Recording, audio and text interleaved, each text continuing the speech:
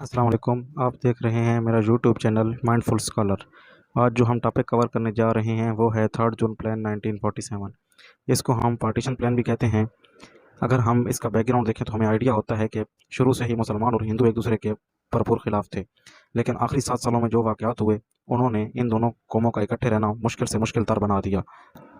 अगर हम करारदाद पाकिस्तान, जिसको हम लाहौर रेजोल्यूशन या पाकिस्तान रेजोल्यूशन कहते हैं, उसकी बात करें तो उसमें कायद-ए-आज़म ने 1 लाख मुसलमानों के सामने ये दावा किया कि अब हम तकसीम के अलावा कोई तजवीज़ कबूल नहीं करेंगे।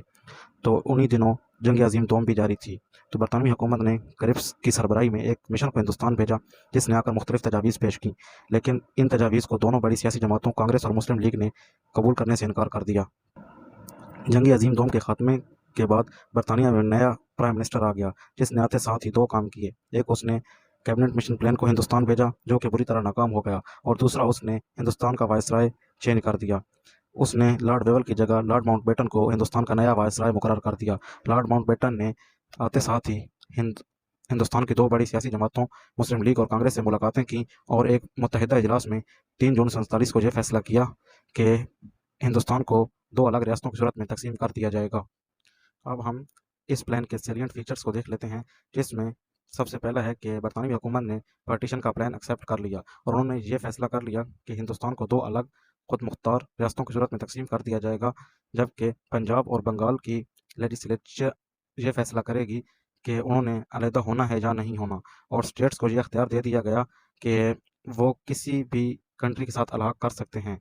और एक बाउंड्री कमीशन बनाया जाएगा जो ये फैसला करेगा कि कौन सा इलाका इंडिया का हिस्सा बनेगा और कौन सा इलाका पाकिस्तान का हिस्सा बनेगा। माउंटबेटन को हिंदुस्तान का नया वायसराय बना दिया गया था, तो वो शुरू से ही पार्टीशन के अगेंस्ट था, तो इसलिए उसने कांग्रेस के साथ मिलकर प्लानिंग शुरू कर दी कि हमें पार्टीशन ना करनी पड़े। और दूसरा, कांग्रेस ने उसको ये लालच दिया था कि हम आपको हिंदुस्तान का गवर्नर जनरल बना देंगे, जबकि कायद-ए-आज़म ने उसको सिर्फ यही कह दिया था कि हम तकसीम के अलावा कोई तजवीज़ कबूल नहीं करेंगे, वी नीड ओनली पार्टीशन। उसके बाद फिर डिवीज़न ऑफ प्रोविंसेस की बात करें तो हमें पता चलता है कि उस वक्त 11 मेजर प्रोविंसेस और 562 प्रिंसली स्टेट्स थीं। अब इन 11 प्रोविंसेस में 5 का तो कोई इशू ही नहीं था, क्योंकि उनमें हिंदुओं की बहुत ज़्यादा अक्सरियत थी, और मुसलमानों ने ये आसानी से कबूल कर लिया कि इन 5 सूबों को हिंदुस्तान का हिस्सा बना दिया जाए, जिनमें बम्बई, मद्रास, यूपी, सीपी और उड़ीसा काबिल फ़हरिस्त हैं। असल मसला मुस्लिम मेजॉरिटी प्रोविंसेस का था, जिसमें बंगाल, पंजाब, आसाम, केपीके, बलूचिस्तान और सिंध शामिल हैं। अब अगर हम इन मुस्लिम मेजॉरिटी प्रोविंसेस की बात करें तो हमें पता चलता है कि पंजाब में तकरीबन 57% मुसलमानों की हुकूमत थी। तो बाउंड्री कमीशन ने यह फैसला किया कि ईस्टर्न साइड, जिसमें हिंदुओं की मेजॉरिटी थी, उसको इंडिया का हिस्सा बना दिया जाए, और वेस्टर्न साइड, जिसमें मुसलमानों की मेजॉरिटी थी, उसको पाकिस्तान का हिस्सा बना दिया जाए।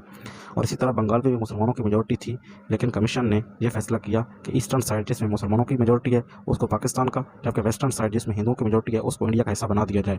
और सिंध के बारे में यह फैसला किया गया कि उसकी असम्बली यह फैसला करेगी कि वो पाकिस्तान का हिस्सा बनना चाहते हैं या हिंदुस्तान का। तो सिंध की असम्बली ने पाकिस्तान का हिस्सा बनने का फैसला कर लिया। केपीके और आसाम में भी मुसलमानों की हुकूमत थी, और उन्होंने रेफरेंडम के जरिए पाकिस्तान में शामिल होने का फैसला कर लिया। बलूचिस्तान का मसला यह था कि उस वक्त तक उसको सूबे का दर्जा हासिल नहीं था, और ना ही उसका अपना कोई गवर्नर जनरल था। उसमें चीफ ऑफिसर था, और बलूचिस्तान को यह अख्तियार दिया गया कि शाही जिरगा और बलूचिस्तान की म्यूनसिपल कमेटी यह फैसला करेगी कि उन्होंने पाकिस्तान में शामिल होना है या हिंदुस्तान में। तो शाही जिरगे और म्यूनसिपल कमेटी ने पाकिस्तान में शामिल होने का फैसला कर लिया। अब अगर हम बात करें स्टेट्स की, तो उस वक्त तकरीबन 562 या 564 स्टेट्स हिंदुस्तान के अंदर मौजूद थी, जिनमें कश्मीर, गुरदासपुर, फिरोजपुर, ज़ीरा, बटाला काबिल फ़हरिस्त हैं। और इन स्टेट्स में से सबसे जो बड़ा मसला आज तक पाकिस्तान और इंडिया के दरमियान चल रहा है वो कश्मीर का है, क्योंकि कश्मीर की 90% आबादी मुसलमान थी, और कश्मीर का राजा हरी सिंह हिंदू था। तो हरी सिंह ने नहायत ही चालाकी से कश्मीर का लहाक हिंदुस्तान के साथ कर दिया, और जो आज तक हिंदुस्तान और पाकिस्तान के दरमियान मसला चला आ रहा है। अगर हम 3 जून 1947 के मंसूबे के असरात देखें तो हमें पता चलता है कि इसके ज़रिए बहुत सारे मुस्लिम मेजॉरिटी एरियाज़ हिंदुओं को दे दिए गए, और सबसे बड़ा नुकसान पाकिस्तान का यह किया गया कि पाकिस्तान को सतलुज, रावी और ब्यास के पानी से महरूम कर दिया गया, क्योंकि ये सारे दरिया कश्मीर से निकल रहे थे, तो कश्मीर इंडिया को देकर पाकिस्तान को इन दरियाओं से महरूम कर दिया गया। और आज तक ये मसला चला आ रहा है कि जब पाकिस्तान को पानी की ज़रूरत होती है तो इंडिया पानी रोक लेता है, और जब पानी की ज़रूरत नहीं होती तो इंडिया पानी छोड़ देता है, जिससे हमारे मुल्क में हर साल तकरीबन सैलाब आ जाता है। और तीसरा बड़ा मसला ये पैदा हुआ कि इंडिया की सरहदें कश्मीर तक बढ़ा दी गईं।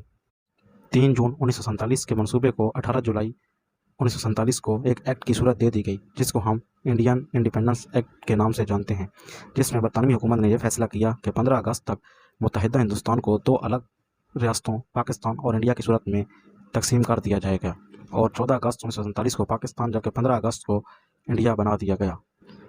اگر ہم کنکلوژن اور کرٹیسزم دیکھیں تو ہمیں یہ پتہ چلتا ہے کہ لارڈ ماؤنٹ بیٹن اور ریڈ کلف نے یہ نہایت ہی غیر منصفانہ تقسیم کی، جس سے پاکستان کے لیے بہت سے مسائل پیدا ہو گئے، لیکن مسلمان صرف اس وجہ سے خوش تھے کہ کم از کم انہیں ایک علیحدہ وطن تو حاصل ہو گیا۔